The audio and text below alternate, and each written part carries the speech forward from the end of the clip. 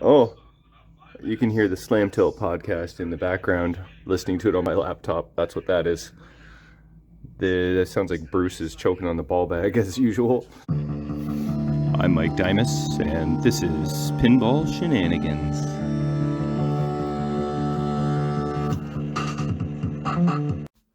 Hey, welcome back.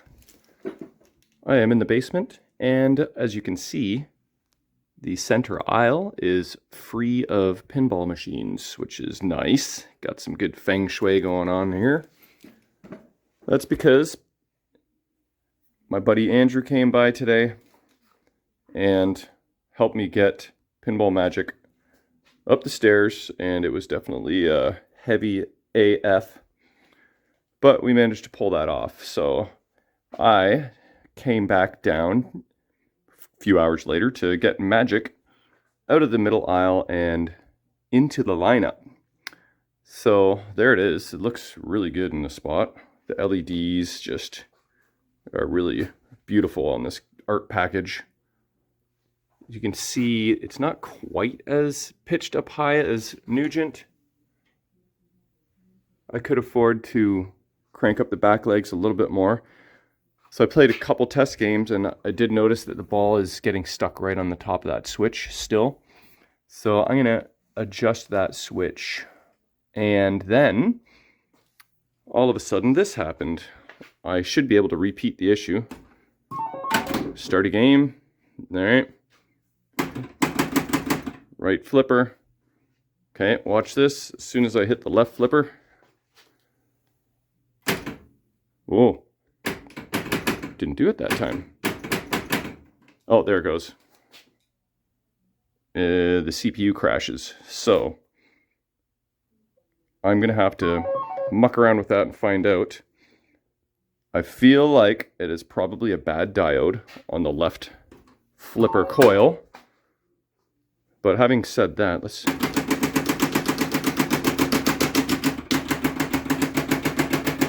yeah, the right seems fine. So this will probably reset it. Really? Not going to reset now? How is that possible?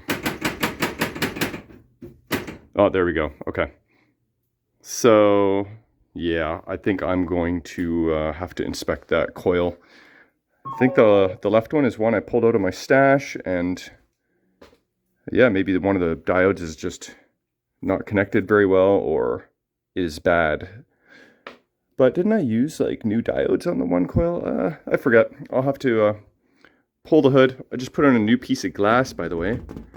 And like 10 minutes later, I've got to remove it. 1 or 2 games later. But that's okay. But the new glass is beauty. The old one was pretty scratchy, so this deserves a nice little upgrade. So let's go under the hood and see what we can find. All right, so I started going through my bins to try and find the exact coil number. Just to replace it, I thought if I had a replacement, that would just be easier than trying to deal with the existing coil, because I don't know, it doesn't look amazing. Take a look here. Doesn't look bad. Really. I could just take it all apart and put in new diodes and make sure everything's soldered well. So I may do that, but I was just looking to see if I had another one of these that I could kind of start fresh and feel a little bit more confident about the end result. But then I got thinking that I don't necessarily need to find the exact coil number. The first coil reading I need to match 25,500, but on the stern, the second reading is 34 50/50, and this is 34 4500. So we're talking about a difference of 550 windings around the coil that are only for the hold power when you're holding the flipper. So what does this mean? That the hold power on the left flipper would be like 10% stronger and it is the high voltage that is more important. You don't want to like overdo it and then start, you know, if your flipper's too strong, you start breaking everything, drop targets and plastics. So as long as the flipping power is the same, 25,500, then, and the hold windings are pretty damn close, I'm going to use this coil because, look at it, it is new old stock. So, yeah, it doesn't have a yellow wrapper, and it doesn't say Stern, and it doesn't have the exact correct part number on the hold windings, but you know what? I am a perfectionist to only a certain degree, so I guess I am not a perfectionist then. So this is something I can live with. I think I'm just going to swap this out and see what happens. So I don't mind that. And then maybe in the meanwhile, I can order a new Stern coil or find one in storage somewhere. But if this works fine, I don't see any reason why I'd ever change it. So I'll go install that.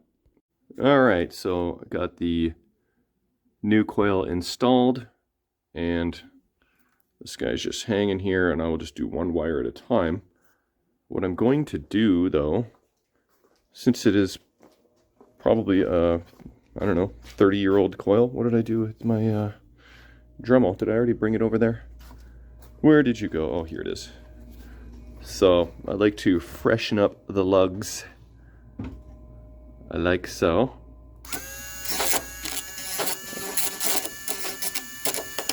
Get them nice and shiny. Use some flux if I have to. I'll do the other side of the lugs too, but that should help the solder stick to a, you know, 30-year-old tarnished lugs. So there we go. Okay, new coil is installed, and that went very well. I like my solder connections on there.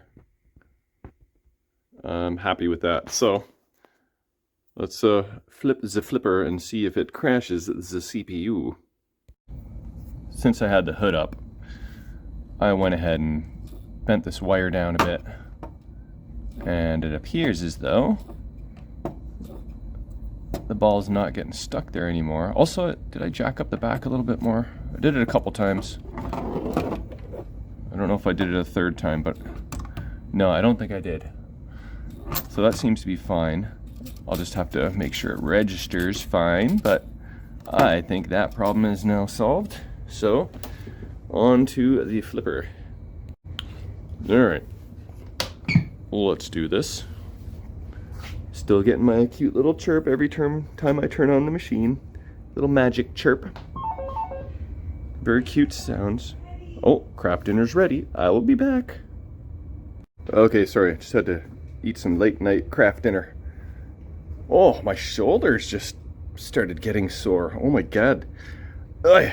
It's like a body ache just came out of nowhere. That must be a pinball magic aftershock. Holy shit, that was weird. Okay. Here we are. Turning on the machine.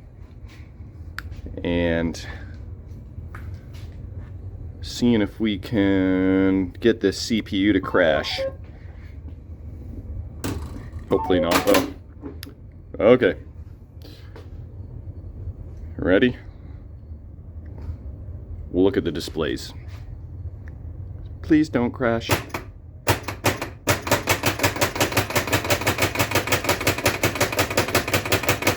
It's very annoying, isn't it? I think we solved our problem, though, so yay. Here's the old coil. It would be fun to test these diodes. I would have to remove them completely to get a good reading off them.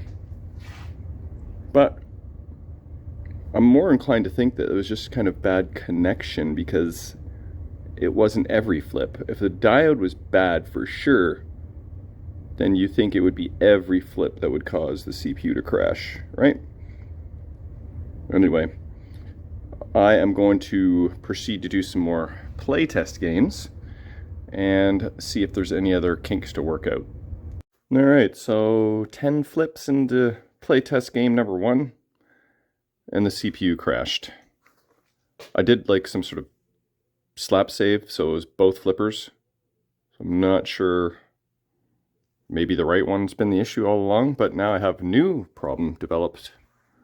Player 2 display is gone wonky.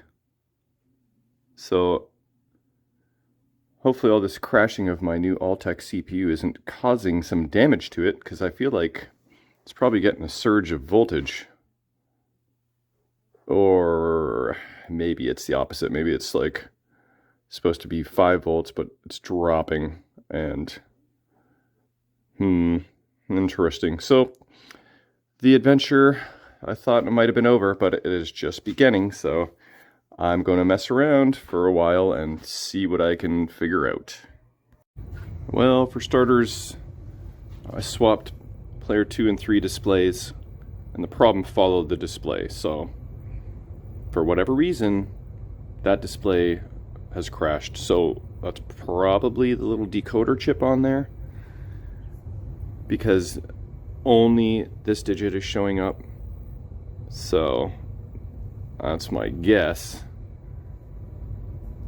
And you know, I'm looking at my boards, and all voltages appear to be present. I don't have any, like, there's an over voltage light somewhere on this driver that turns red if you're getting too much voltage. So that's not on. I don't see any, like, it's all green lights, which is good. No red lights. So I will, I don't know, we'll see. I'll be back. On a side note, I forgot to mention that I was able to put this top trim back on the back glass. I wasn't able to in the previous video because it just wasn't fitting. But then I actually found the key for the head and was able to move the latch back just a smidge further, and now it fits. So that's one positive thing. But I am going to see if I can get the CPU to crash using the right flipper only. That's my next strategy. Okay, back in the basement. It's been a couple days since my last video on this issue. Forget exactly where I left off, but basically flippers causing CPU to crash, as you know. I've done a lot of reading and research in the interim, and what I have learned basically is that if you ever played an early Bally or Stern and you're just flipping away and you see a pop bumper randomly fire, I see that all the time. It's very common. I've researched it in the past, and turns out it's just boils down to kind of bad design, and it just happens. It is caused by what is known as EMI and RFI, electromagnetic interference and radio frequency interference. What the hell is that? Well, I did a lot of reading and I still don't understand it, but I'll try to explain it. Basically, we've got different voltages. We got, you know, our low voltage for the CPU. That is stuff like on these connectors. Low voltage stuff is usually on smaller 0.100 wires. Then you have higher voltage, which is stuff that's like on these two connectors on the solenoid driver that are thicker wires. So this is kind of like 5 volts, the switch matrix, you know, stuff. This flipper, left flipper, right here, you can see it right on the Altec board. These two wires right there. These are what, 48 volts or something like that? 43 volts. So basically, when you hit the flipper button, your voltages going through these wires, apparently they can interfere with the 5 volt wires. See how this thick wire is touching this thin wire? This is the two different voltages right here, and like this can actually kind of jump its current onto this low voltage wire. Is that the low voltage wire even? No? No, not really. But that's what happens, and it can cause a phantom switch closure in the switch matrix. So you can literally take a piece of paper, put it between your switch in the pop bumper, and yet the pop bumper will still fire phantomly through the CPU when you get this electromagnetic interference. So it's not your switch is too closely adjusted. A lot of people think that, but it is electromagnetic interference apparently. There's a lot of different things that people have tried. There's literally a thread on Pinside. This guy tried diligently to do probably, I think he probably spent like 80 hours trying to get his pop bumpers to not phantom pop. Here it is, Pinwiz 1985 pop bumper fires with flipper activity. It is very technical. There's 5 pages, but there's a million different things he tried. And then I don't think I read it all yet. I still probably on page 3, I think.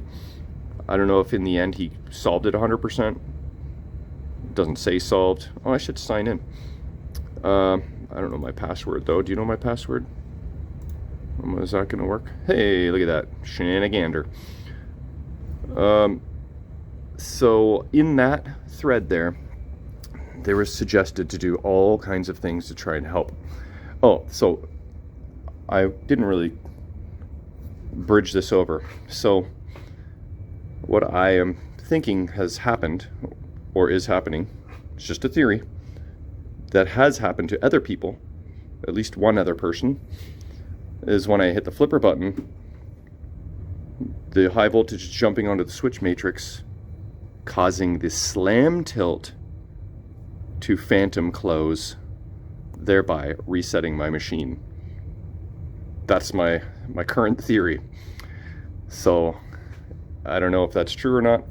One thing they suggest, and this is true, and there's good reason for it, I can't explain it, but remove the tilt ball out of the tilt track inside the machine.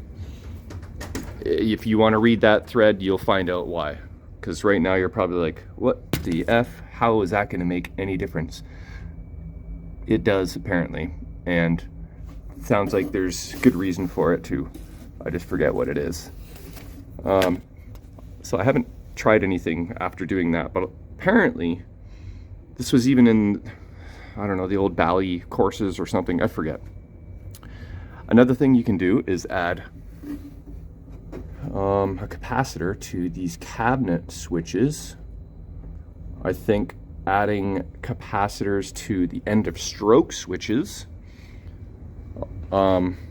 making sure your end of stroke switches wiring is good, your gap is good. My end of stroke switches are new, so, and they're gapped well, so I'm not too concerned about that. And one of the other main things that you can do, that I came down here to do, is you can basically separate your wires in the harness, the high voltage wires, from the low voltage wires. But in the example on that thread, in the Embryon the guy was working on, which is a Bally, but Bally and Stern Electronics are basically the same. These two bundles of wires were zip tied right together. So you basically unzip tie them all, separate them, and then re-zip tie them as two separate little bundles there. So I came down thinking, oh, I might be onto something. But look, these are not bundled together. So Stern might have figured that out in the early days. So they are, well, look here, maybe this is not true. Here we go. This is bundled together. Maybe should I zoom out a little bit? Will that be easier? High voltage, low voltage, zip tied right together. That is where the jumping occurs, apparently. So I am going to unzip this harness just as down as far as I can go. Unzip tie, not unzip. I'm not going to unzip you, Magic, or you, Nugent. Don't get excited. I'm going to unzip tie and re-zip tie separately these harnesses. Whether that makes any difference at all, I have no idea. But I do think fairly recently I kind of messed with how the wires were kind of clipped here. So maybe the fact that I've moved the harness caused some EMI, or maybe not. Who knows? This may do absolutely nothing, but I need to try something. You know, when you have the new boards, you can't blame the boards, right? People have suggested, oh, maybe it's the high or 12-volt filter cap. Like, well, in theory, yes, I understand why you would think that, but on a new Alltech board, not so much. And same with the MPU. So I am going to deal with that. Now I have the tilt roll ball removed, and maybe that will improve the situation. So after a couple hours of reading and posting and talking and thinking, we'll see if that amounted to anything other than a valuable lesson. Maybe invaluable, who knows. Okay, phase one complete. This harness here is now separated. We got an MPU connector. Does that look blurry? My camera not focusing very well. And then here is the solenoid driver connector. So these two guys are separated and cannot play together anymore. And then I see on this harness as well, we've got these two guys trying to play together. So we're going to separate them next. Oh boy, what have I done? Oh, you can hear the Slam Tilt podcast in the background, listening to it on my laptop. That's what that is. That sounds like Bruce is choking on the ball bag as usual. Anyway, I got a shout out from those boys. Well, from Bruce specifically, because Bruce was looking for a rotation 8, and I hooked him up with a contact, our buddy Steve Verstegen, who I knew had one. And Bruce and Zach drove to Canada, picked it up at Steve's place, and yeah, I was just listening to the podcast and got a little shout out action there, so pretty cool. And glad Bruce got his rotation 8 that he was after. Rotation 8 is like a weird 4-player cocktail pinball machine where you got 4 players, and then when you're done your turn, the whole playfield rotates to the next player, and then the next player. They're gonna have to fix that. They got a lot of work to do to probably get that going, but it sounds like they're on their way. So yeah, I have to deal with this now, so wish me luck. Okay, check this out. It may be hard to see being on the playfield, but Magic's hair is all braided. Some got blue zip ties, some got green. All right, there's the shrapnel. And now it's time to put everything back together. And also another suggestion was to kip, let's try that in English. I was going to say clip the cap, so I almost said kip the clap on the slam tilt switch. So what do we got for slam tilt? Right here. That is a slam tilt switch, so for sure that is not vibrating shut. Is there a cap on it? Let's see. We got to kip the clap, if there is. I see a diode, but I do not see a capacitor, so that is not going to be our issue. I see I have cut this out of the circuit as well. The coin door solenoid, which is common, I can't see, so we can't blame this as part of the problem, because I've read everything under the sun seems to be potentially related, including coin door stuffs. They're all suspects. Everybody is a suspect. So, oh, look at this. Someone broke a clip here. Maybe. And then use duct tape to repair it, or electrical tape. Anyway, so I'm going to feed these wires back up. Keep them separated as best I can. And we'll see what happens. Okay, there we go. These guys have their own path down. And these guys have their own path. They say keep them at least an inch apart. So that job is done. Whether it does anything, we won't know. And I don't have the highest of hopes, but it's definitely worth trying because it was pretty easy to do overall. Took like 20 minutes or whatever. But I guess the next thing to do is, I don't know, shall we fire it on?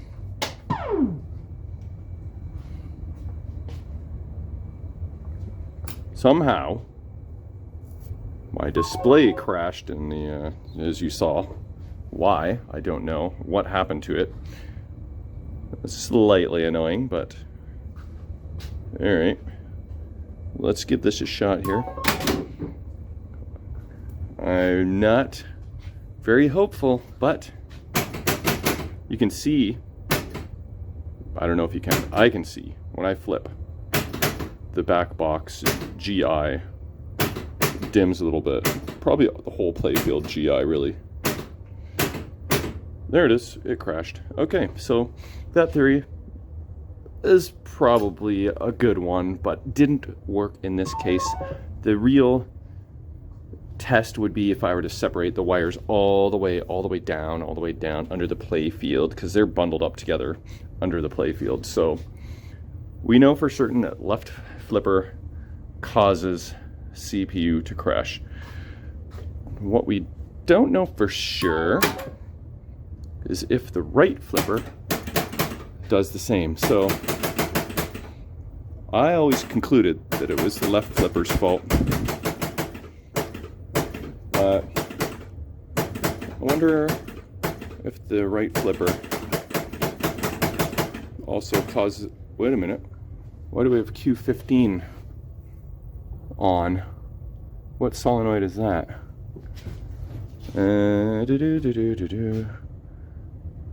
Huh. Interesting. And Q19. Okay, one is probably the flipper enable relay, maybe? What's the other one? I don't think there's anything locked on. So Q15 and Q19, I'm going to look into that. I'll futz around a little more. I don't know what else to do just yet, aside from the 50 other things suggested about EMI interference. And I'm not really about to do all those 50 things and spend the next 80 hours on this, but I am going to try and figure it out one way or another. Yeah, so Q15 and Q19 were the ones that were on, but the solenoid number doesn't necessarily pertain to transistor number, but that's what I was suspecting, the enable relay and the coin lockout. Bleh, whatever that means. Okay, so the schematics do confirm that flipper enable relay is Q15 and coin lockout coil is Q19. So 15 and 19. So we do want to see 15 on because that enables our flippers, but we don't really want to see Q19 on, right? That doesn't need to be on, so I have to figure that out. I think I hear Hank running around. Maybe he'll come down for a visit. Look who's coming for a visit. It's Hanky. Hi, what are you doing? Huh? Are you gonna try and get all up in my neck like you like? Well, I'm not having a whole lot of luck, Hank, with this problem. I just took a break, went to Subway, had some Subway at Subway. It was good. Yeah, not having any luck. I don't really know what to do next. I think I might try my original MPU. I've got it back from my board repair guy. It is sitting in that box right there. That's Hank pushing on the camera. I'm sorry. Hank, why are you pushing on the camera? Huh? So maybe the original MPU might be worth a shot. I don't know. This problem is challenging. And I like challenging problems, but not if there's friggin' no sign or light at the end of the tunnel. So anyway, I will keep plucking away. I have to. There's no other option. I must get it working. Okay, well, not a whole lot has taken place in the last few minutes because this guy hasn't moved. And I haven't kicked him off me yet. Are you planning on hanging out here for a while, Hank? You know, you're welcome to, yeah, there you go. No, okay, I thought you were leaving. You're just getting even more comfortable. Alright, here's my MPU back from Brent, my board repair guy. I guess I can stick this in there and see if anything changes. Let's see what he did to it. He replaced U9, which is 6800 processor chip, I guess.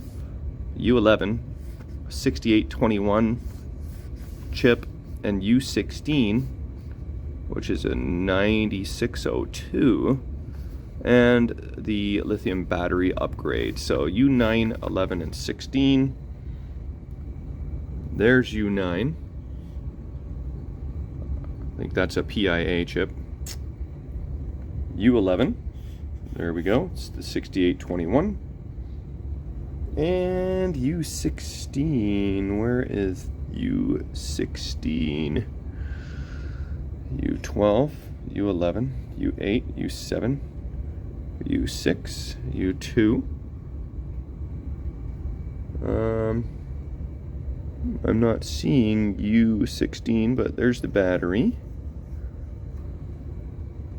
I think he probably got rid of a... That's getting blurry there. A little bit of corrosion I think there was there, so I think he got rid of that. I am blind, and I do not see U19, 10, 17, 20. Oh, U16 is up here. He replaced that and did not socket it. Okay, I would have thought it would have been socketed, so I was just looking for socketed chips. But for whatever reason, maybe that chip just doesn't go bad very often. I have never seen that chip replaced, really, that I'm aware of, so whatever happened to this board that blew that chip, who knows. So I am going to, I guess, mess with some dip switches. You know what, I won't even bother with that. I'll just plug in the board and see if we can crash it. Okay, good news. I didn't mean to jump the gun. It's not that good of news. The good news is that the new CPU is installed and it boots up.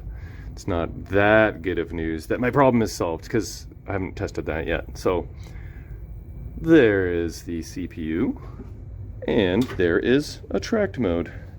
So that's a start. We've got credits, okay. Oh, the ball. Where did the ball go? Am I still in, is it gonna let me start a game? Yeah, okay, well, I can at least flip. So, you can see the Backbox GI dimming as usual. So I highly, highly, highly, highly expect the CPU to crash. Oh, I just heard a sound effect. Interesting. But I didn't get any points.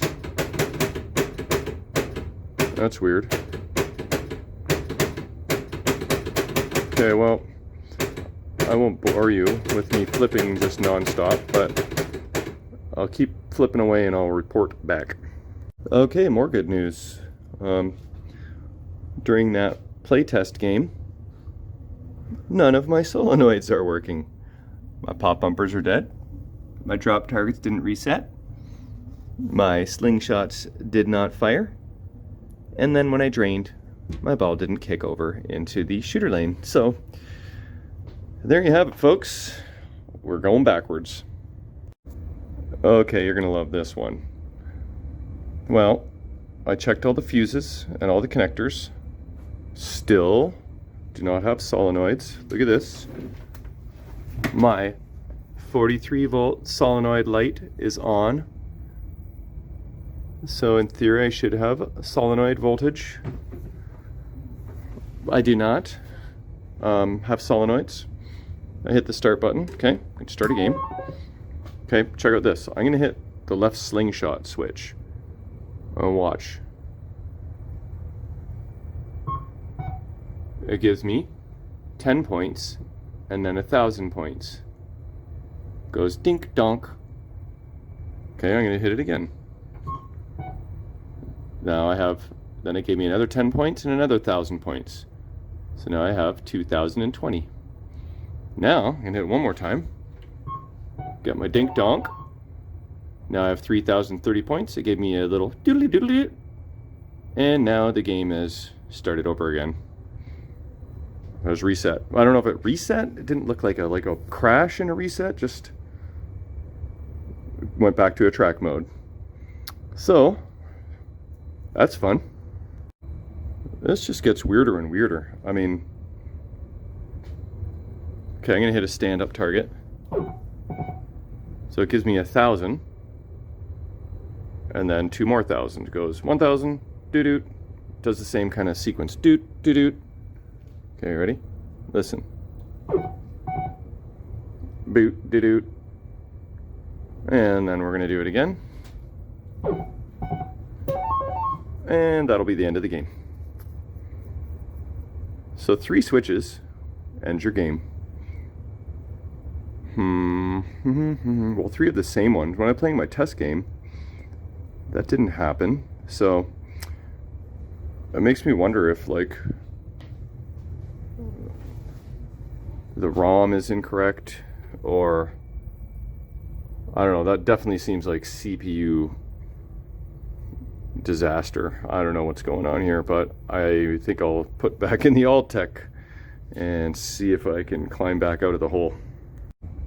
Okay, so I put the Altec MPU back in and all my solenoids are working and the game is working again. So I played a test game. You can see there's some pop bumper and drop target activity. See, I'll prove it. Hey. And it didn't crash during my test game, but that's not just going to magically resolve itself, so I don't have any hopes on that. But I think I was kind of hoping to wrap up this video with a solution, but that's not happening.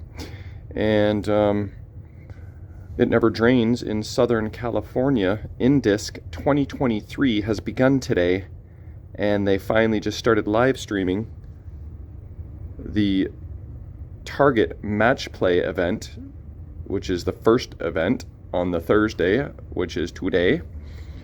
So I'm gonna go watch some of this. They're playing some arena right now. Watching Tom Graff, Daniele Acciari, Zachary Parks, and Kyle Smith on arena, going for the 1,000,000-point skill shot. So I am done with failing for now. So you know, hopefully there will be a resolution, and if there is, I will be taking a video. Even if there isn't, I will be taking a video of forward or backwards progress as usual. So thanks for watching.